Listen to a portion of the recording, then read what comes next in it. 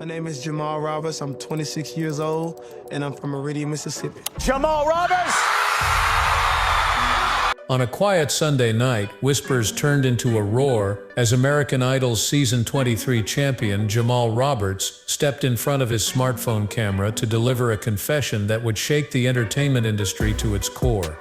What began as a routine celebration of his victory exploded into a hard-hitting exposé when on July 6, 2025, at exactly 9:47 p.m. Eastern Standard Time, Roberts sat in a dimly lit room and addressed over 130,000 viewers declaring, "You deserve to know what really went down."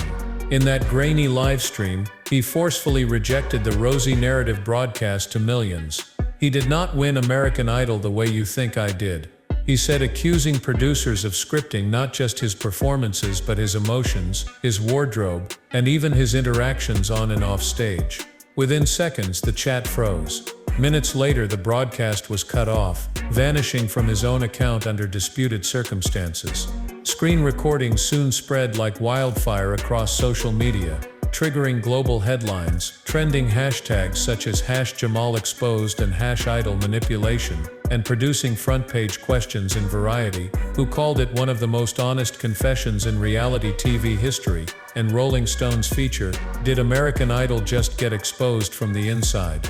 By the next morning, tabloids, entertainment blogs, and fan channels grappled with the seismic implications. Was America's beloved underdog simply America's latest pawn?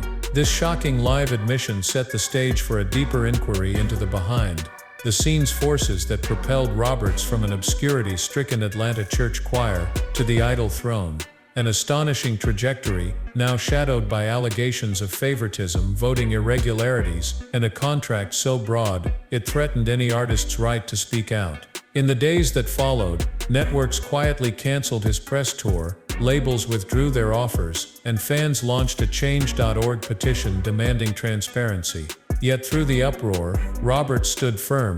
"I may have lost a deal, but I didn't lose my voice," he declared, in a defiant social media post that garnered over 2 million likes.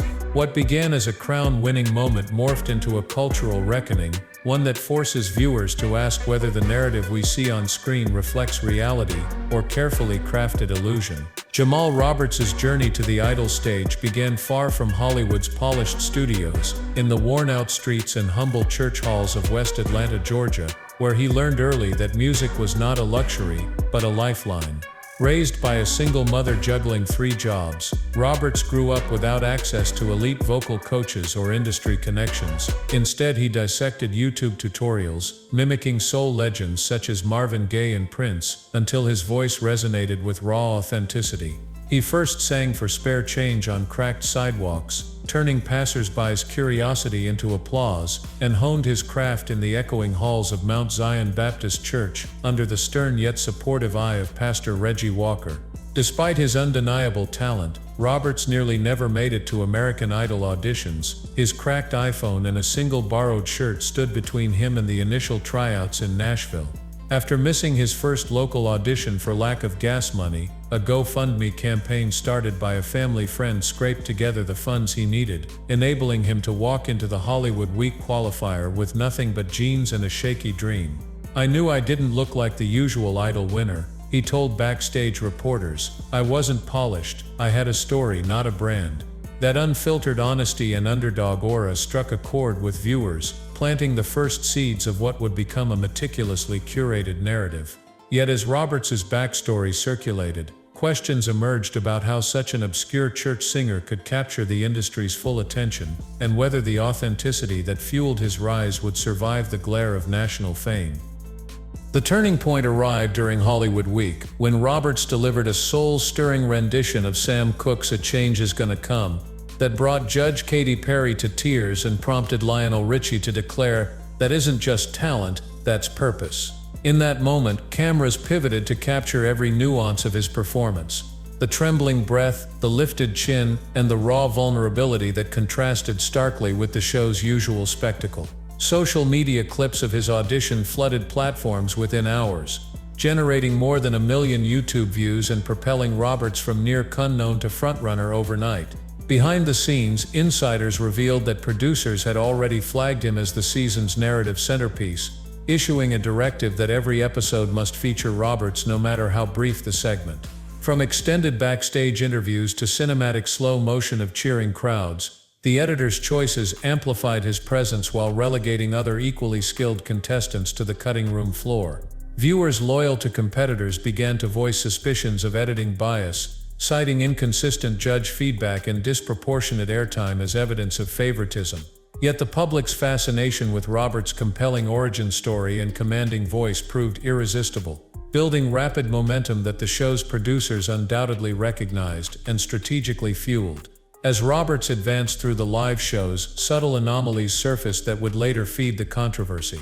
During Top 5 Week, a viral TikTok user shared a screen-recorded voting attempt that showed votes cast for fellow contestant Maria Espinosa inexplicably credited to Roberts. This glitch, initially dismissed by the network as a temporary app error, coincided with a dramatic spike in Roberts' Spotify streams, which doubled without an official release, and a 300,000 follower surge on Instagram in under 48 hours. Fans and data analysts pored over vote histories, iTunes charts and social media metrics, detecting patterns that suggested more than organic virality. Two former production assistants speaking anonymously to Reality T confirmed that voting data was selectively shared with Roberts' team to calibrate narrative beats. When he trailed behind, they reassured him America will come around, and when momentum flagged, they hinted that the right edit could sway public perception. Meanwhile, eliminated contestants such as Elena J. and DeMarcus Lane broke their silence, alleging that producers coached judges to tone down praise for stronger singers and spotlight Roberts as the season's hero. Even though these claims were met with denials, a cloud of doubt settled over the competition, and viewers began to wonder if the Idol process was less a meritocracy than a meticulously designed drama. The world only truly grasped the depths of manipulation when Roberts went live on Instagram 3 weeks after his crowning, choosing raw transparency over polished promotion. In that impromptu broadcast, he detailed how producers provided him with a storyline package after Hollywood Week, dictating not only his song choices and wardrobe but directing emotional performances. Cry on camera if you can, he was told, and even orchestrating public alliances and rivalries. He confessed that he was shown confidential voting tallies mid-season, learning he was in third place behind Espinosa and Lane, yet pressured to trust that behind-the-scenes tactics would secure his eventual victory.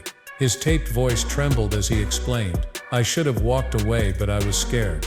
Minutes later, legal teams forced the stream offline, yet not before hundreds of screen recordings went viral, igniting calls for fairness in reality television and raising urgent questions about the ethics of unscripted programming.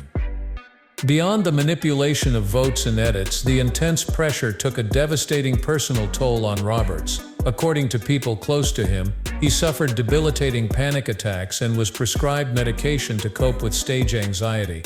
Backstage, he allegedly collapsed minutes before a live performance during Top 7 Week, an incident disguised on air as a last-minute wardrobe delay. His mentor, Pastor Walker, told Vibe Weekly that Roberts confessed feeling as if he sold a part of his soul to get this far, and that the humble artist he knew was being contorted into a caricature of the soulful survivor Idol producers sought.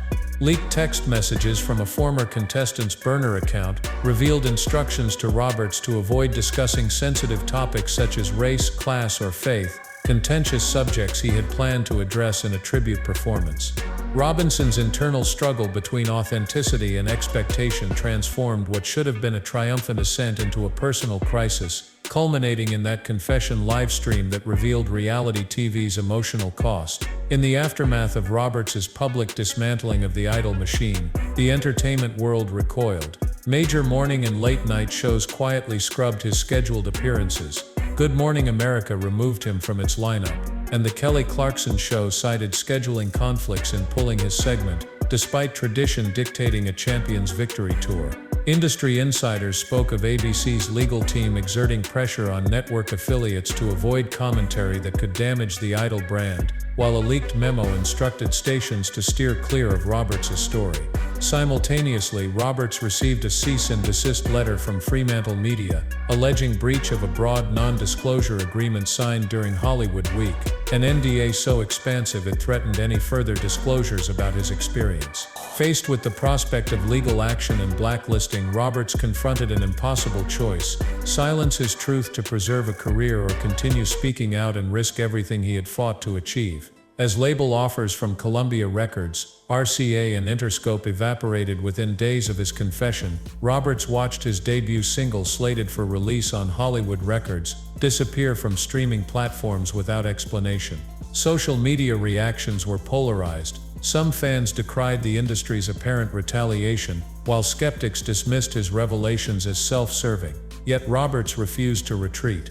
In a subsequent Instagram post, he declared, "I may have lost a deal, I may have lost a stage, but I didn't lose my voice. As long as I can sing, I'll be heard." A statement that quickly amassed over 2 million likes and ignited solidarity from fellow artists and reality TV alumni. A Change.org petition titled "Free Jamal, End Idol's Gag Orders" surpassed 300,000 signatures, transforming his personal fight into a broader movement demanding transparency and reform in reality television contracts and production practices. Today, the legacy of Jamal Roberts' Idol tenure remains a cautionary tale, a young artist's meteoric rise and fall that laid bare the fine print of fame. His story has prompted congressional inquiries into voting integrity on televised competitions, spurred calls for standardized contract disclosures, and forced networks to re-evaluate the balance between storytelling and authenticity. As audiences continue debating whether Roberts' journey was a triumph of talent or a triumph of manipulation,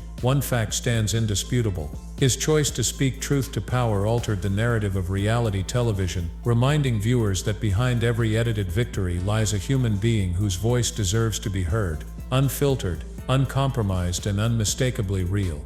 Disclaimer: the following report is based on publicly available information, eyewitness accounts, and social media records. It includes unverified allegations and personal testimonies shared by participants and third-party sources. This presentation does not constitute legal or financial advice, and viewers are encouraged to seek official statements before drawing conclusions about the individuals or organizations mentioned.